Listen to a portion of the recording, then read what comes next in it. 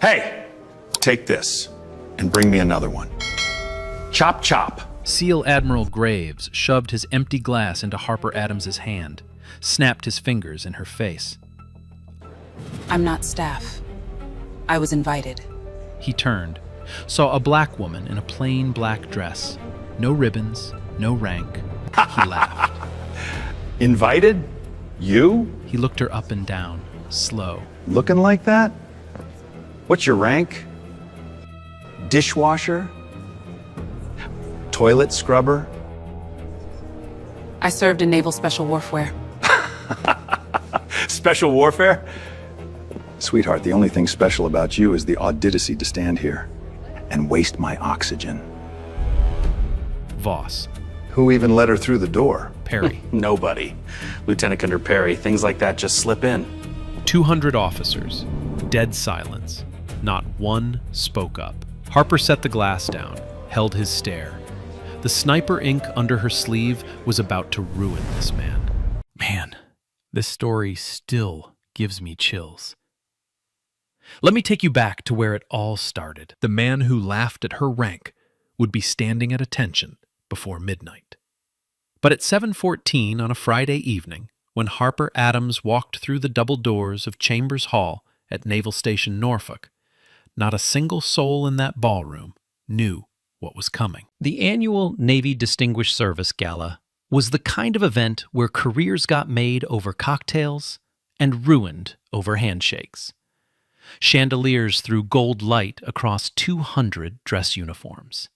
Whites, blues. Ribbons stacked 5 rows deep on chests that had bled in 4 different theaters. The air smelled of brass polish and expensive cologne. Every handshake lasted exactly 2 seconds. Long enough to assert rank, short enough to move on. Waiters in black vests navigated between round tables draped in white linen. Each place setting held a program embossed in gold. Names, ranks, service records printed in serif font like obituaries for the living. At the center of the room, one man pulled every conversation toward him like gravity. Rear Admiral Raymond Graves. SEAL teams. 3 combat deployments. A silver star pinned so long ago the ribbon had faded at its edges. 6'2", silver hair cropped tight, jaw locked in the permanent half-smile of a man who believed every room he entered belonged to him. When Graves spoke, people leaned in. When he paused, people waited. His laugh cut through every other voice like a blade across glass. Captain Lyle Voss held his right flank. Lean, sharp-featured, the kind of officer who finished Graves' sentences with agreement. Lieutenant Commander Drew Perry held the left, 2 bourbons deep, already loud enough to draw looks from the next table. Harper walked in alone. No dress uniform, no ribbons, no nameplate. A simple black dress that ended below the knee. Low heels, hair pulled back in a tight knot. No jewelry except a thin silver watch on her left wrist. A black woman at a gala where the faces were almost entirely white and the power was entirely male. She could have been a caterer arriving late. She could have been someone's civilian guest who wandered into the wrong ballroom. She was neither. She paused at the threshold. Her eyes swept left to right. Entrance points, exit routes, window sightlines. The scan took under 2 seconds. Nobody would have caught it. Nobody, except someone trained to do the exact same thing. She took a glass of water from the nearest tray. Not champagne, not wine, water. Then she crossed to the tall windows along the far wall and stood with her back to the glass, facing the entire room. Old habit. Never sit with your back to the door. Never stand where you can't see who's coming. A few officers glanced her way, some curious, some less kind. One wife nudged her husband and whispered something behind her program. An ensign near the bar looked twice, shrugged, turned back to his drink. Across the ballroom, Graves noticed her too. The black woman in the plain dress, standing alone. No uniform, no companion, no apparent reason to exist in his orbit. He tilted his chin toward Voss and said something low. Voss looked over, smirked, and nodded. Harper lifted the water glass. The sleeve of her dress shifted a quarter-inch up her left forearm. Underneath, just above the wrist bone, a small tattoo caught the chandelier light for half a breath. Crosshairs inside a laurel wreath. Roman numerals beneath. No one saw it. Not yet. Graves didn't walk toward Harper. He marched, the way a man moves when he's already decided the outcome of the conversation before a single word has been spoken. Voss and Perry followed 2 steps behind, a formation they'd practiced without ever being told to. The Admiral's entourage, his echo chamber in dress whites. 3 men approaching 1 woman who stood alone by the window with a glass of water and no uniform. Harper saw them coming. She tracked the approach the way she tracked everything: angles, distance, intent. 3 men, 1 objective. The tallest one leading with his chin up and his shoulders squared. She'd faced worse odds in worse lighting on worse terrain. She didn't move. Graves stopped 3 feet away, close enough to tower over her, close enough that she could smell the single malt on his breath and the starch in his collar. He positioned himself so the light from the chandelier was behind him. Whether he knew it or not, he'd placed himself so she had to look up into shadow. He looked her over, head to toe, slow, the way a man inspects something he's already decided doesn't belong on his property. "So," he smiled. Not warmth. Teeth. "I don't think we've met, and I know everyone worth knowing in this room." Harper held the water glass steady. "Harper Adams." Adams. He repeated the name like he was tasting something sour, rolled it around in his mouth, let it sit.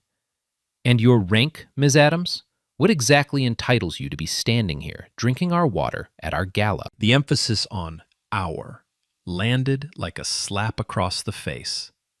Every officer within earshot heard it. The possessive, the territory. Ours, not yours.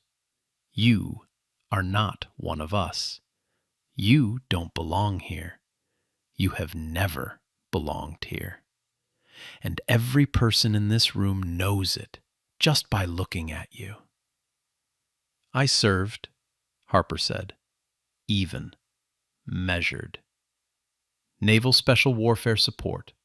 12 years. Graves blinked. Then the laugh came. Not a chuckle, not a polite exhale. A full, head-back, chest-shaking roar that bounced off the chandeliers and turned heads from 6 tables away. The kind of laugh designed to humiliate. The kind you can hear across a crowded room and know immediately that someone is being made small. Special warfare? He wiped the corner of his eye with 1 knuckle. You? In what capacity? Packing lunches? Folding towels? Voss grinned, right on cue. Maybe she answered the phones. Answered phones, Perry snorted bourbon through his nose. At NSW. That's rich. That's really rich. They fed off each other. 3 men circling the same target, each one pushing the next to go further.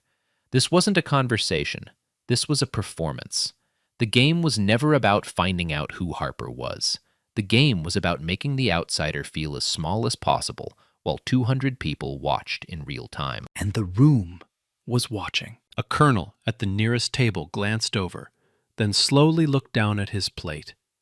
His wife touched his arm, not in solidarity, but in warning. Don't get involved. A commander 2 tables back turned his shoulder slightly, angling away from the scene the way you angle away from a car wreck you don't want to testify about later. An ensign at the bar, young, maybe 23, fresh out of OCS, opened his mouth like he wanted to say something. Then he closed it. Then he stared at his shoes and took a long sip of whatever was in his glass. Nobody spoke up. Nobody stepped forward. 200 officers in a room built on the words honor, courage, and commitment, and not one of them could locate any of the three. Graves leaned in closer.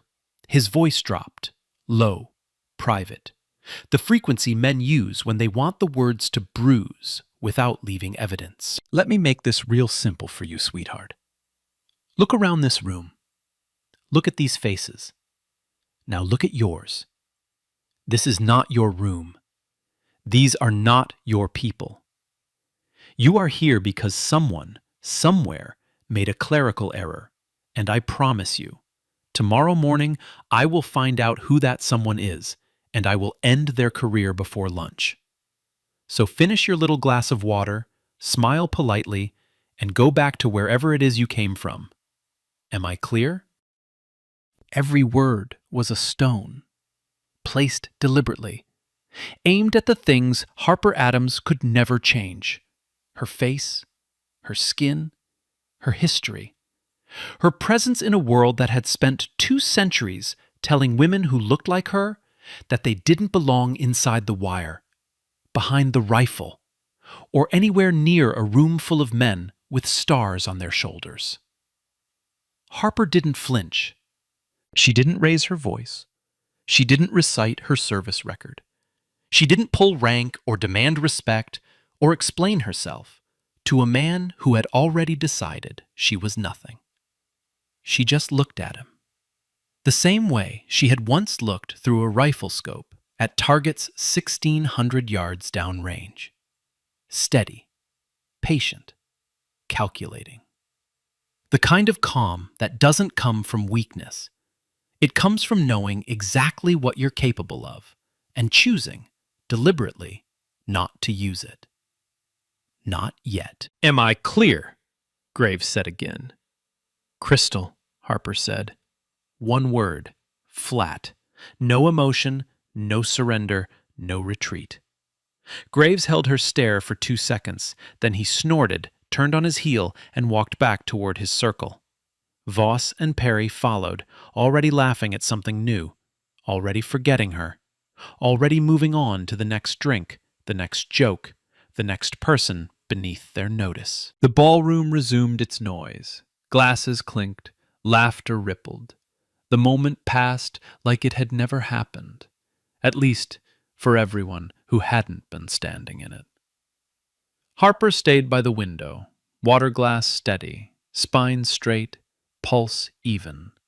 But her left hand, the one nobody was watching, had curled into a fist so tight her knuckles had gone white against her dark skin. Harper Adams was born in a town called Whitehall, Montana. Population 4,000. 1,800 of them white. The rest didn't get counted unless someone needed a number for a grant application. Her father, James Adams, was a hunting guide. Black man in a white man's profession in a white man's state. He ran elk hunts in the Tobacco Root Mountains for wealthy clients who sometimes tipped well and sometimes called him boy in front of their teenage sons. He never flinched at either. He just reloaded and kept walking. Her mother, Clara, worked the front desk at the only motel in town. Night shifts, 7 days a week during hunting season. She kept a Bible by the phone and a .38 in the top drawer. And Harper never figured out which one Clara reached for more often. Harper learned to shoot before she learned to drive. Her father put a .22 rifle in her hands when she was 9 years old. By 12, she could hit a tin can at 200 yards. By 15, she could drop a running deer at 400 in crosswind and place the bullet exactly where it needed to go. Through the heart, clean, no suffering. Her father taught her that. You don't shoot to wound. You shoot to end it. One round, one result. Everything else is cruelty. She enlisted in the United States Navy the week after her 19th birthday. Recruiter in Bozeman looked at her. young black woman, 5'7", 130 pounds, and suggested administrative roles: data entry, supply chain, human resources, safe tracks, comfortable tracks, tracks where women who looked like her were expected to go and stay. Harper said no. She wanted combat support. The recruiter laughed.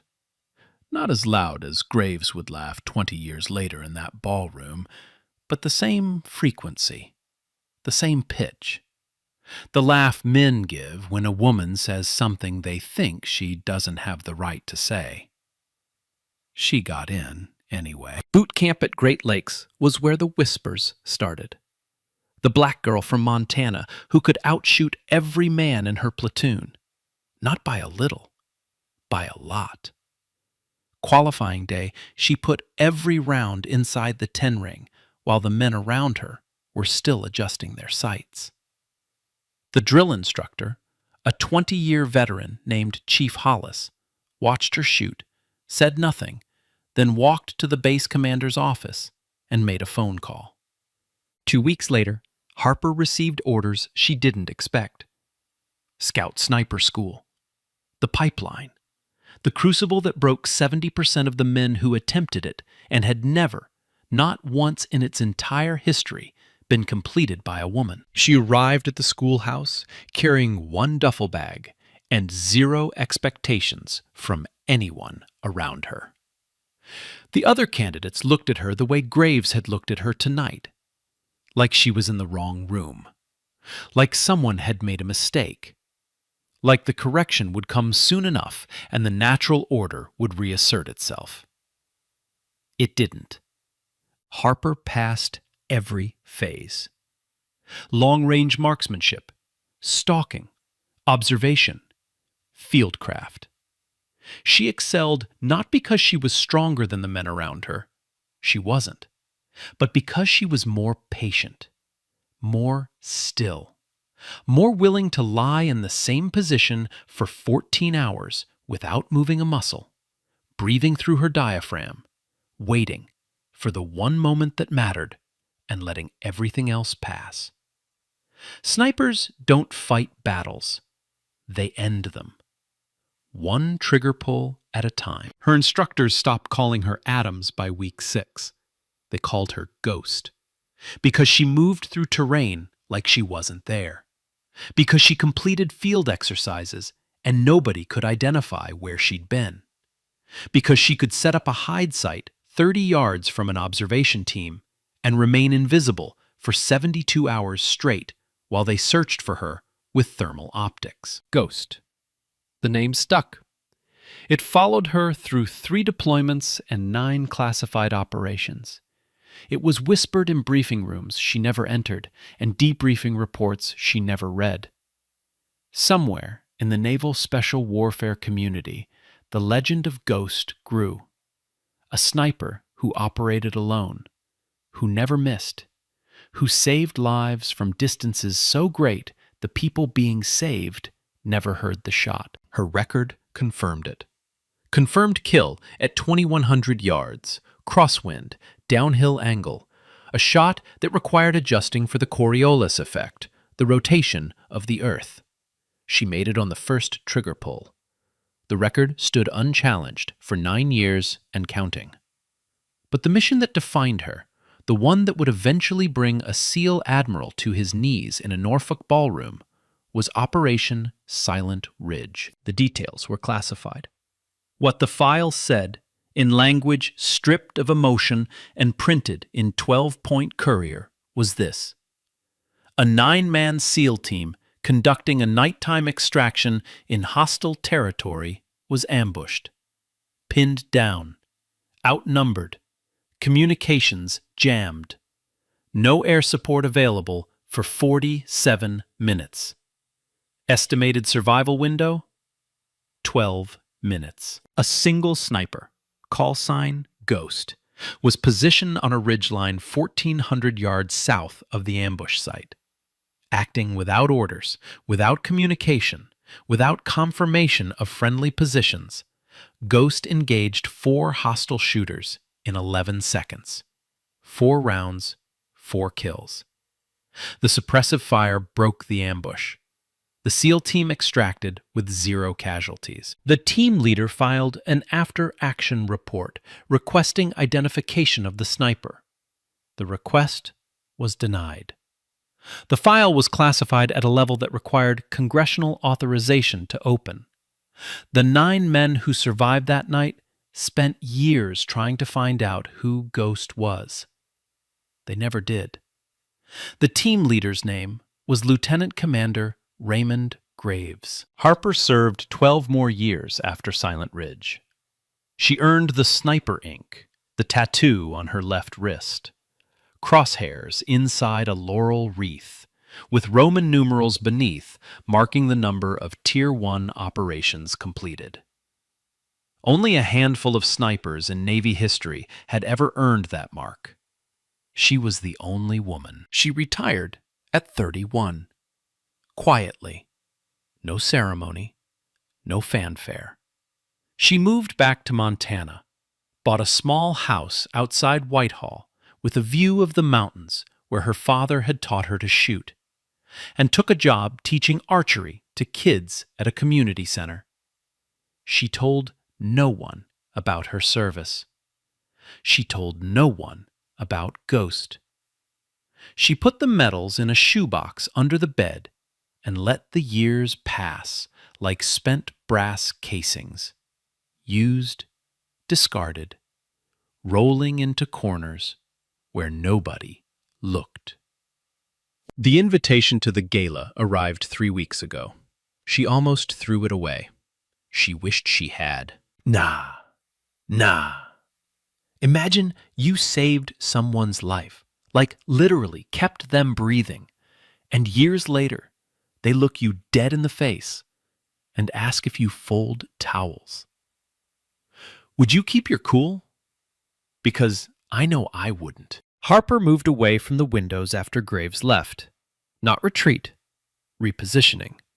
There was a difference, and she'd learned it long before she ever put on a uniform. She found a seat at a table near the back corner of the ballroom. The table was half empty. 2 retired lieutenants and their wives, polite but uninterested. The kind of couples who came to these events for the open bar and the shrimp cocktail and left before the speeches got long. She sat with her back to the wall, facing the room. Water glass centered in front of her, hands in her lap. A man appeared at the empty chair beside her. Mind if I sit? Master Chief Petty Officer Warren Sullivan, late 50s, built like a fire hydrant, face weathered by salt air and decades of service that had taken him from the engine rooms of destroyers to the briefing rooms of Special Warfare Command. He was the kind of man who didn't need to announce his rank because his presence did it for him. Harper looked at him for a moment, assessing. Then she nodded. Sullivan sat down. He didn't ask her name, didn't ask her rank, didn't look at her dress or her lack of ribbons or any of the things Graves had used as ammunition 10 minutes earlier.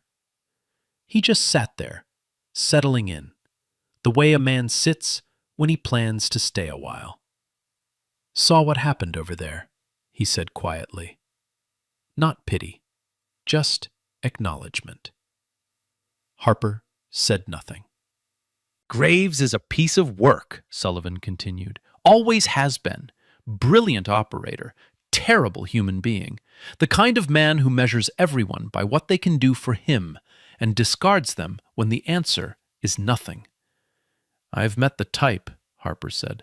I bet you have. They sat in silence for a moment. Sullivan studied her without being obvious about it.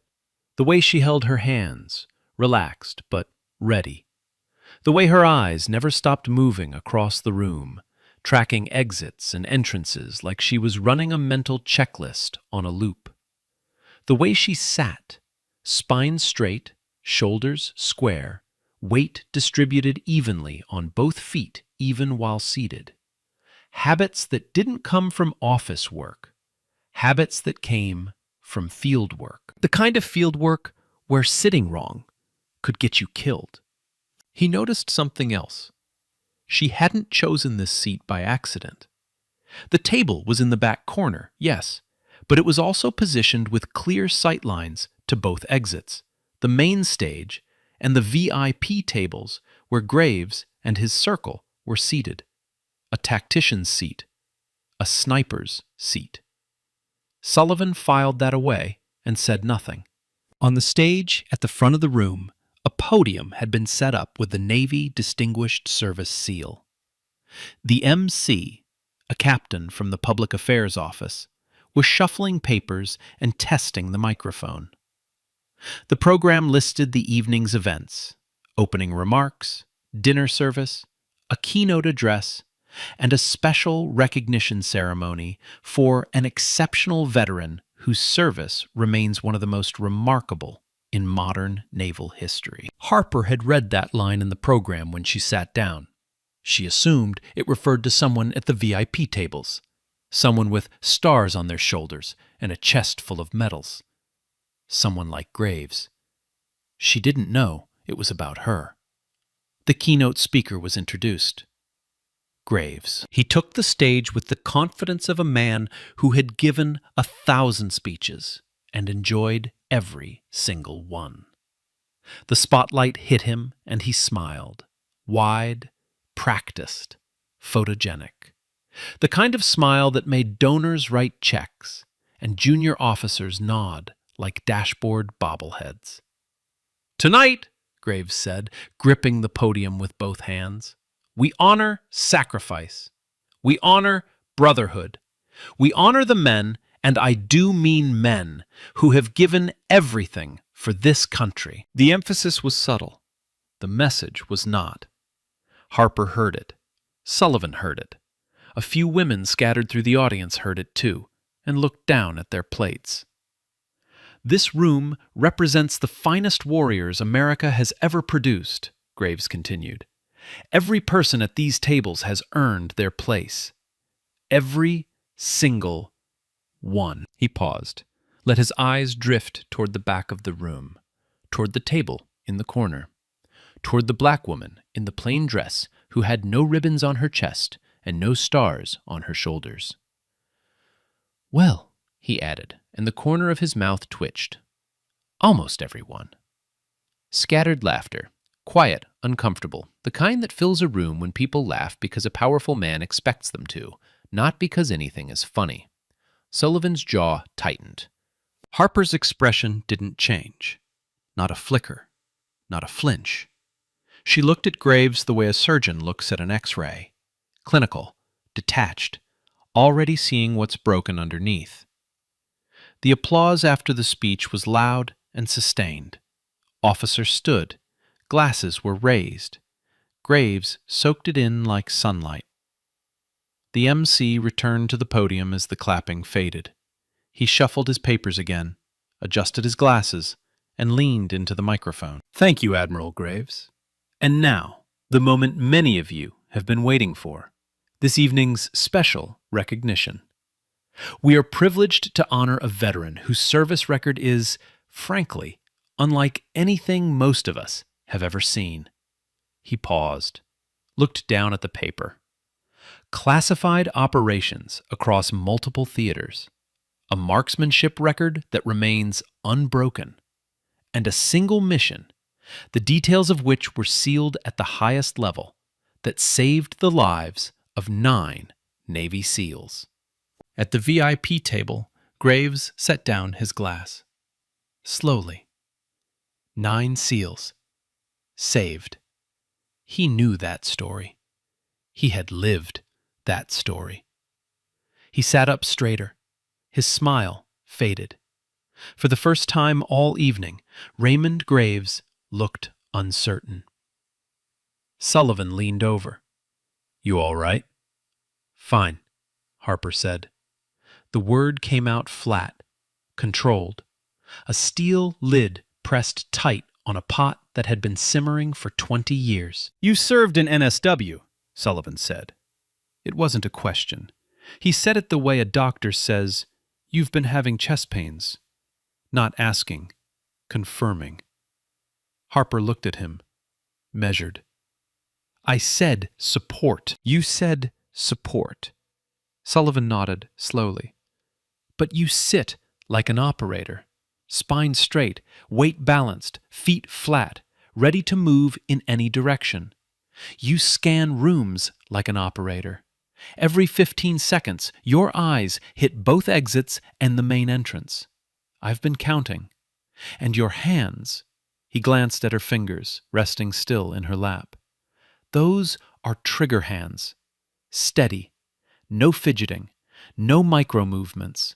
Hands that have held position for hours without twitching.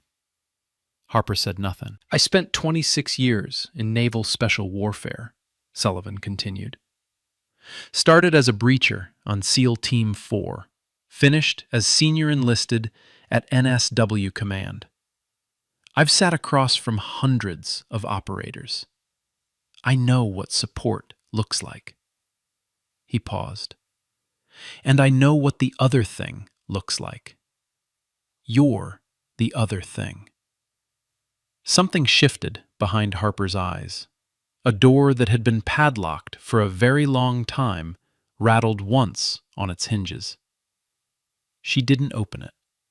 I'm just here for the evening, she said. Sullivan let it go. He didn't push. He didn't pry.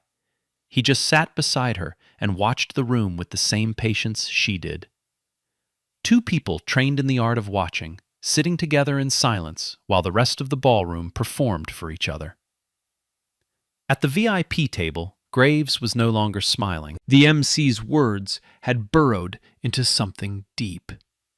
9 SEALs saved. Classified mission.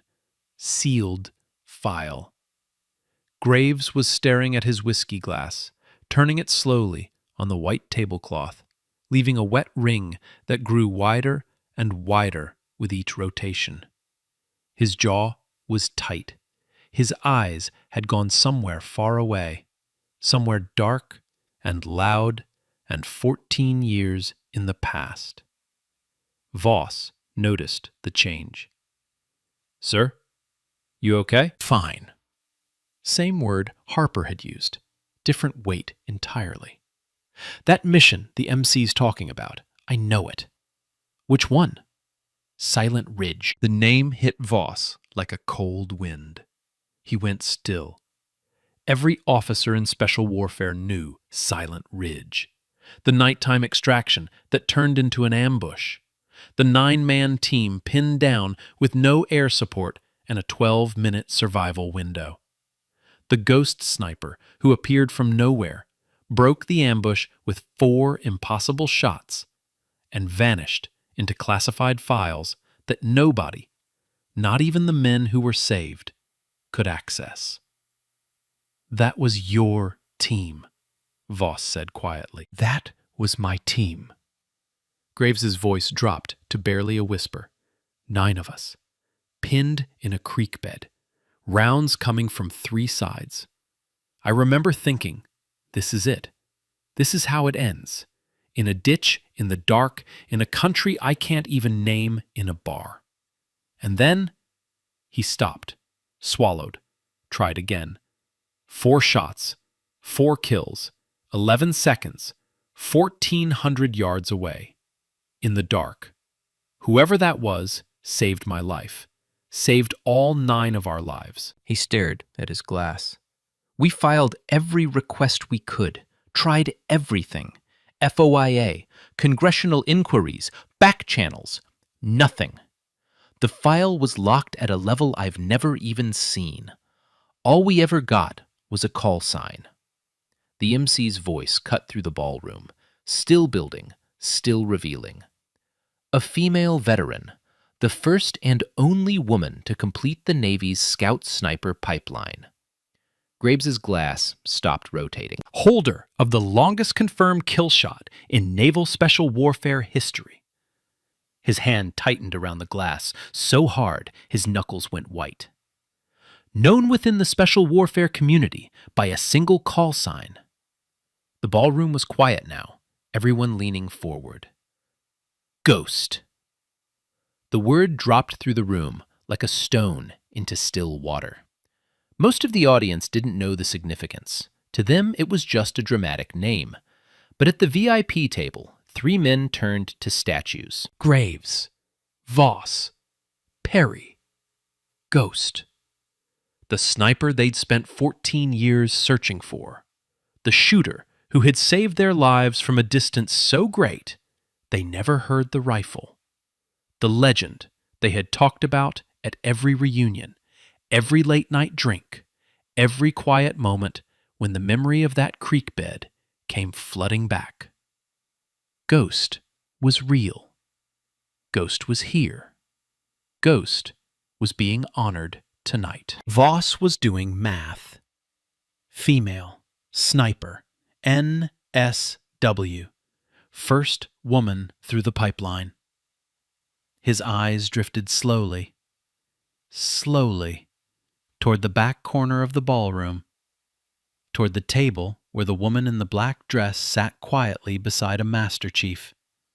The woman Graves had humiliated in front of the entire room. The woman he'd told to go sit in the back. The black woman whose rank he'd asked as a joke. Voss's face drained of color. "Sir?" "What?" "The back table. Corner. The woman from earlier. The one you—" He didn't finish the sentence. He didn't have to.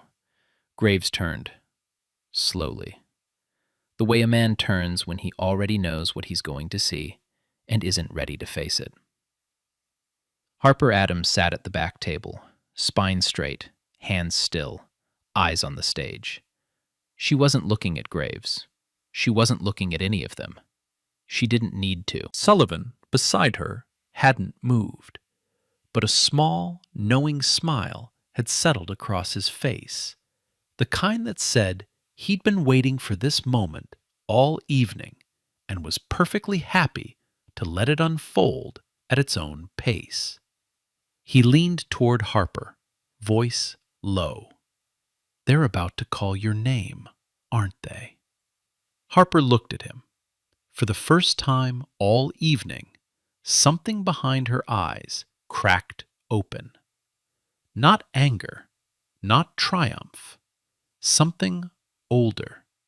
Something heavier than either. "Yeah," she said quietly. "They are." "Ladies and gentlemen," the MC straightened his papers one final time, "it is my honor, my genuine honor, to introduce this evening's distinguished honoree." The ballroom was silent. 200 officers leaned forward in their chairs. Glasses had been set down. Conversations had died mid-sentence. Even the waiters had stopped moving. She enlisted at 19, completed the Scout Sniper pipeline, the only woman in the history of the United States Navy to do so. She served 12 years in naval special warfare, with 9 classified deployments. She holds the longest confirmed kill shot in NSW history. 2,100 yards, in crosswind, at night. A murmur rippled through the room. 2,100 yards. In the dark. But her most extraordinary achievement remains classified at the highest level. On a night that 9 men in this room remember very well, she single-handedly broke an ambush that had pinned down a SEAL team with no air support and no extraction available. 4 shots, 4 confirmed kills, 11 seconds. Every man on that team walked out alive. At the VIP table, Graves had stopped breathing. Her call sign was Ghost. Her name. The MC looked up from his paper and turned toward the back of the ballroom. Is Harper Adams. 200 heads turned at once. Harper stood up, slowly. The chair scraped against the marble floor, the only sound in a room that had gone so quiet you could hear the ice melting in abandoned glasses. She walked toward the stage. Every step echoed. Low heels on marble. Click, click, click. The sound of a woman crossing a room that had told her she didn't belong. Passing the tables of officers who had watched her be humiliated and done nothing. Moving through the silence that 200 cowards had created, and one woman was now filling with the simple act of walking upright. She passed the colonel, who had looked at his plate. He was staring at her now, mouth open, fork frozen halfway to his face. She passed the commander's wife, who had turned her shoulder away. The woman was gripping her husband's arm so hard her knuckles were white. She passed the young ensign at the bar, the one who had opened his mouth and then closed it. He was standing now, rigid, his drink forgotten on the counter behind him. She passed Voss. He had pushed his chair back from the table and was sitting with his hands on his knees, staring at the floor. His face was gray. She passed Perry. Perry hadn't moved at all. He was frozen in the exact position he'd been in when the MC said the name. Bourbon glass raised halfway to his lips, suspended in air, as if time had stopped for him and he hadn't figured out how to restart it. And then she passed Graves. The Admiral sat at the head of the VIP table. His chair was pushed back. His hands were flat on the tablecloth, pressed down hard, like a man trying to stop the room from spinning. His face had gone through every color in the span of 60 seconds, red to white to something gray and translucent that made him look 10 years older than he had looked when he was standing on that stage talking about sacrifice and brotherhood. Harper didn't look at him as she passed. She didn't need to. She could feel his eyes on her, feel the heat of his stare burning through the black fabric of her dress. She kept walking, steady, even, the same pace she had maintained on every approach to every position she had ever held.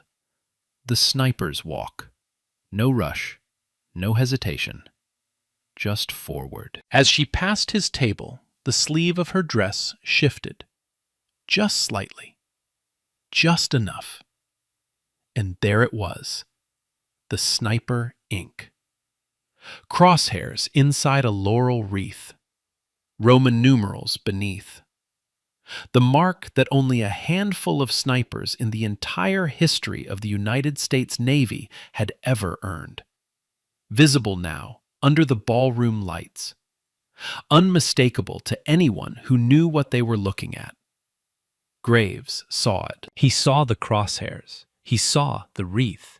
He saw the Roman numerals, the count of Tier 1 operations completed. His brain processed what his eyes were showing him, and for a moment, one terrible, crystallizing moment, the past and the present collided. The woman in the plain black dress. The black woman he had told to go back to wherever she came from. The woman whose rank he had asked as a joke. The woman he had called sweetheart and compared to a towel folder and dismissed in front of every officer in this room. She was Ghost. She was the reason he was alive. She was the reason 9 families still had their fathers and husbands. She was the shooter in the dark on that ridgeline 14 years ago, who had put 4 rounds through 4 targets in 11 seconds from 1,400 yards away, while he lay in a creek bed, covered in someone else's blood, certain he was going to die. She had saved his life, and he had just tried to throw her out of a gala. Graves's hands began to tremble. It started in his fingers, a fine vibration that traveled up through his wrists and into his forearms. The glass of whiskey in front of him rattled against the table. Voss reached over to steady it. Perry set his bourbon down with a click that sounded like a gunshot in the silence. Harper reached the stage. She climbed the 3 steps without holding the railing. She stood at the podium. She looked out at the room, at the 200 faces staring back at her, at the officers who had laughed, at the officers who had looked away, at the 3 men at the VIP table who had mocked her rank and her appearance and her right to exist in their space. She didn't smile. She didn't gloat. She didn't say, "I told you so," or recite her service record, or deliver a speech about justice or equality or the things she had endured to stand where she was standing. She just stood there, a black woman in a plain black dress, no ribbons on her chest, no stars on her shoulders, nothing but a tattoo on her wrist and a service record that outweighed every medal in the room combined. The MC handed her a framed citation. She took it with both hands, nodded once. Then she looked at Graves, not with anger, not with contempt, not with the satisfaction of someone who had been vindicated. She looked at him with something far worse. Understanding. The look of someone who had spent her entire life being underestimated by men like him and had long ago stopped being surprised by it. That look broke him. Graves pushed his chair back. It scraped against the floor with a sound that cut through the silence. He stood up. His knees were visibly shaking. Voss reached for his arm. Graves shook him off. He stepped out from behind the VIP table. He walked to the center of the ballroom floor. Every eye in the room followed him. He stopped 10 feet from the stage. He looked up at Harper Adams, the woman he had insulted, dismissed, ridiculed, and tried to remove from the room. And Rear Admiral Raymond Graves, United States Navy SEALs, 3 combat deployments, Silver Star, 32 years of service, did something no one in that room had ever seen him do. He came to attention. Feet together, spine straight, chin up, and he saluted her. Not the casual half salute of a senior officer acknowledging a subordinate. A full, regulation, textbook salute. Held at his brow. Held steady. Held long. His voice came out rough, broken, barely above a whisper that the microphone caught and amplified to every corner of the silent ballroom. I owe you my life. I owe you 9 lives, his voice cracked. And 20 minutes ago, I asked your rank as a joke. He held the salute. His arm trembled. His eyes were wet. Harper looked down at him from the stage. The sniper who had held still for 14 hours. The ghost who had saved 9 men from a ridgeline in the dark. The black woman from Whitehall, Montana, who had been told her entire life that she didn't belong. She looked at him, and she returned the salute. The ballroom erupted. Not with laughter, not with whispers, with applause. 200 officers rising to their feet, chairs scraping, hands clapping, the sound building and building until it shook the chandeliers. The ensign at the bar was crying. The colonel, who had looked at his plate, was standing, clapping so hard his palms were red. The commander's wife had both hands over her mouth. And Graves stood there, salute held, tears running down his face, shaking. The longest silence of his career had ended. What replaced it was something he would never forget. The applause lasted 4 full minutes. Harper stepped down from the stage, holding the framed citation against her chest. Officers she had never met lined up to shake her hand. Some couldn't speak. Some just nodded. The kind of nod that carries more weight than any sentence ever could. A brigadier general with 40 years of service took her hand in both of his and held it. I'm ashamed, he said. I watched what happened earlier, and I didn't do a damn thing. That's on me. Harper shook his hand. Thank you for saying that. It was the most words she had strung together all evening. The young ensign from the bar, the one who had opened his mouth and closed it, was waiting at the edge of the crowd. He couldn't have been more than 23. His eyes were red, and his jaw was working like he was trying to hold something together that wanted to fall apart. Ma'am, his voice broke on the word. I wanted to say something. Earlier, when he... when they were... He stopped, swallowed, tried again. I should have said something. You're saying it now, Harper said. He nodded, wiped his eyes with the back of his hand. Then he straightened up and saluted her, crisp, earnest, the salute of a young officer who was learning in real time what the word courage actually meant. Harper returned it. The crowd eventually thinned. The waiters resumed their circuits. Glasses were refilled. Conversations restarted. But the room had changed. The air was different now. Heavier, charged, the way the atmosphere feels after a thunderstorm has broken the pressure and left everything rearranged. Harper found her way to the balcony. The Norfolk night was warm. June humidity. Salt air drifting in from the harbor.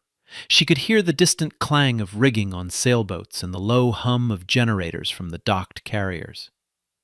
She set the framed citation on the stone railing and stood there, breathing. For the first time in hours, her hands were shaking. Not from anger, not from vindication, from the cost of holding still for that long. From the effort of absorbing every word and every look and every laugh and returning nothing but silence. The sniper's discipline, hold position, hold breath, hold steady, worked beautifully in the field. In a ballroom full of men who didn't think you deserved to breathe the same air, it was something else entirely. Harper. She turned. Graves stood at the balcony door. He had taken off his dress jacket. His shirt sleeves were rolled up. Without the ribbons and the stars and the pressed white fabric, he looked smaller, older, the kind of man you might pass on the street without a second glance. He stepped onto the balcony, stopped 6 feet away, didn't close the distance. I don't know where to start, he said. Then don't. I have to.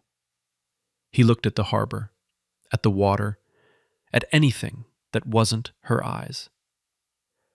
What I did in there, what I said, that's not...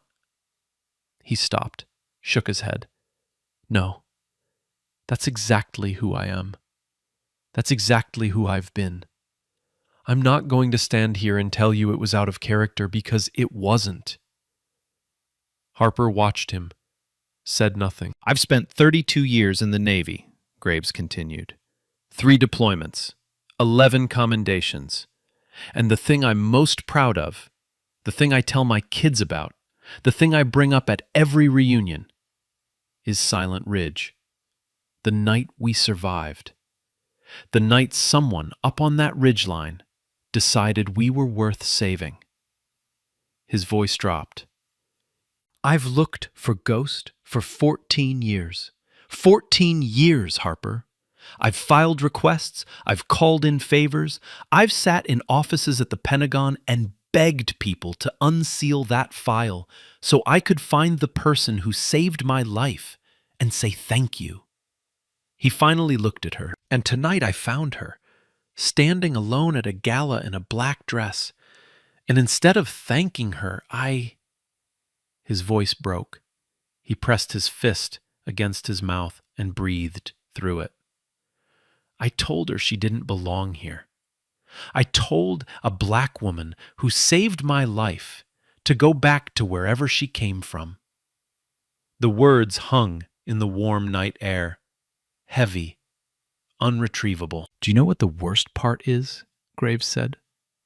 It's not that I didn't know who you were. It's that even if you weren't Ghost, even if you were just a woman attending a gala, what I did would still be unforgivable. You didn't need a classified service record to deserve basic human decency. And I couldn't even give you that. Harper was quiet for a long time. The harbor sounds filled the space between them. Rigging, generators, the occasional cry of a gull. That night on the ridge, she said finally. I didn't know who you were either. I didn't know your name, didn't know your rank, didn't know anything about you except that you were pinned down and you were going to die in about 4 minutes if I didn't do something. She looked at him.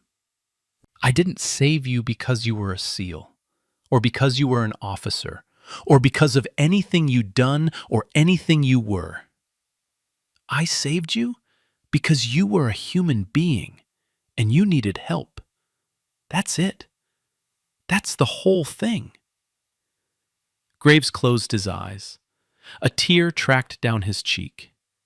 He didn't wipe it away. I'm going to make this right, he said. I'm personally filing for declassification of your service record. Full disclosure.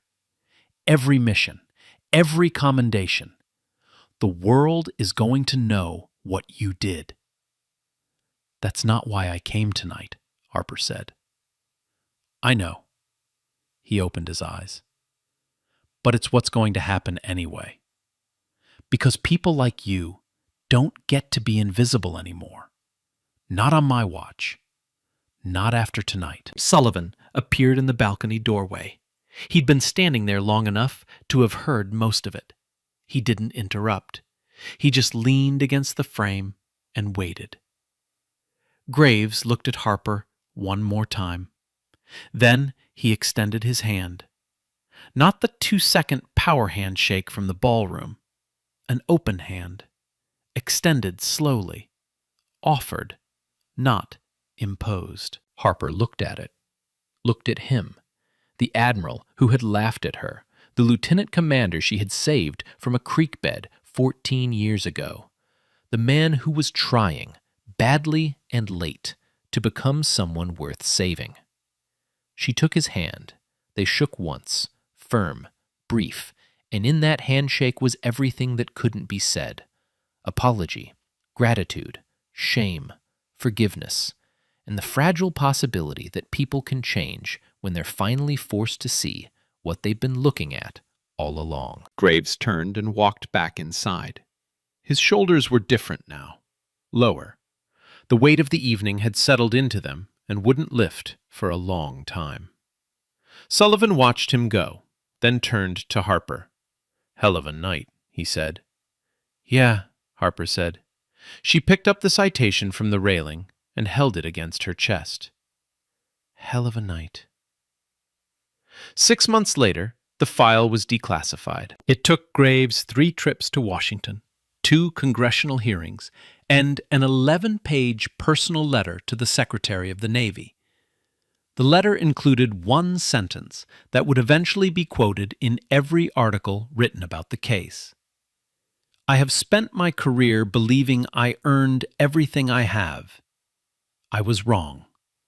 A woman I tried to humiliate at a dinner party earned it for me. The Navy Times ran the story on the front page. Ghost revealed. The woman behind the longest shot in special warfare history. Harper's photograph, the first ever published, showed her standing on the porch of her house in Montana, mountains behind her, archery bow in her hand. Not smiling, not posing, just standing there, still and steady, the same way she had stood in that ballroom, the same way she had lain on that ridgeline. The article went viral. 22 million views in 48 hours. The comments became a battlefield. Arguments about women in combat, race in the military, whether Ghost's record should have been sealed at all. Harper didn't read any of it. She didn't have a social media account. She didn't do interviews. When CNN called, she let it ring. When the Pentagon offered her a consulting position, she said no thank you and went back to teaching 12-year-olds how to hold a bowstring. Graves changed. Not overnight, not dramatically, not the way movies show it. A tear, a montage, a new man by the credits. He changed, slowly and painfully, the way people actually change when they've been forced to see the full weight of who they've been. He started a mentorship program for women and minorities entering special warfare pipelines.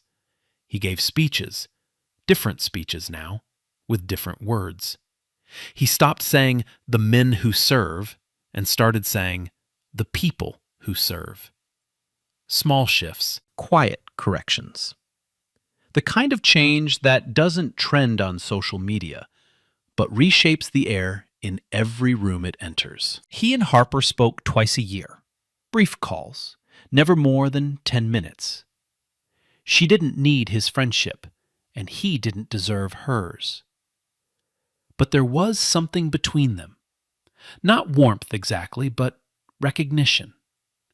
Two people bound together by a night on a ridgeline and a night in a ballroom, each of which had revealed something the other needed to see. Harper still lives in Montana, still teaches archery, still drives the same truck her father left her. On the mantel in her living room sit exactly 2 items: the framed citation from the gala and a photograph taken that evening.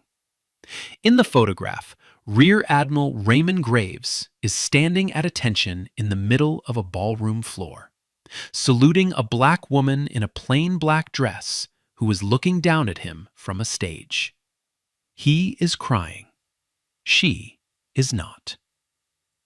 And if you look closely, very closely, you can see the tattoo on her left wrist. Crosshairs inside a laurel wreath. Roman numerals beneath. The mark of ghost. The sniper ink that changed everything. So the next time you look at someone and think you know who they are based on what they're wearing or where you think they came from, remember this story. Remember Harper Adams. Remember the woman who saved 9 lives and got told to go sit in the back. What would you have done?